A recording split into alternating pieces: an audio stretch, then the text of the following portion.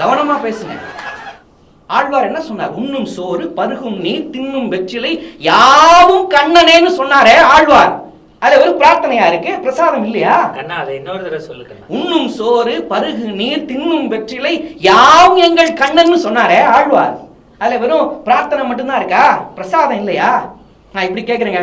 தீராத நோயால, காச நோயால துன்பப்பட்டு கடைசியில திருச்செந்தூர் முருகன் கோவிலுக்கு வந்ததுக்கு அப்புறம் தான் அங்க கொடுத்த பன்னீர் இலையில வச்சு கொடுத்த இலை விபூதி பிரசாதத்தை சாப்பிட்டதுக்கு அப்புறம் தான் காச நோய் நீங்க பெற்று ஸ்ரீ சுப்பிரமணிய புஜங்கம் பாடினாரே ஆதிசங்கரர். அவரே சொல்றார், இலை விபூதி பிரசாதம் தான் திருச்செந்தூர் முருகன் கோவில்ல கிடைக்கக்கூடிய உயர்ந்த ஒரு விஷயம்னு.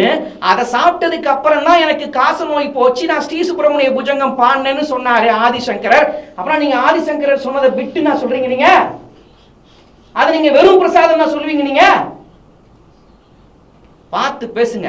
பிரசாதத்தை குறைச்சி பேசுனா சாப்பாடு கிடைக்காது வாழ்க்கையில.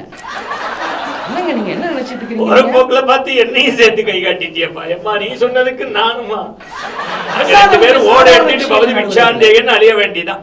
பிரசாதம்ங்கிறது சாதாரண விஷயம் இல்ல. அனுபவிக்காம சொல்ல முடியுமா நான் கேட்கிறேன். மிக்கானை மறையாய் விரிந்த விளக்கை என்னுள் புக்கானை புகழ் சேர் பொலிகின்ற பொன்மலையை தக்கானை கடிகை தடங்குன்றின் மிசை இருந்த அக்கார கனியை அடைந்துழிந்து போனேனேன்னு திருமங்கை ஆழ்வார் பாடினாரே. நான் கேட்கிறேன், அக்கார கனியை அடைந்துழிந்து போனேனேன்னு திருமங்கை ஆழ்வார் ஏன் பாடினார்? அந்த அக்கார் அடிசிலை, கடவுளை பெருமாளை அக்கார் அடிசிலேன்னு பாடினார் பாருங்க. சக்கரை பொங்கலை சாப்பிடாமலா திருமங்கை ஆழ்வார் பாடிருப்பாரு?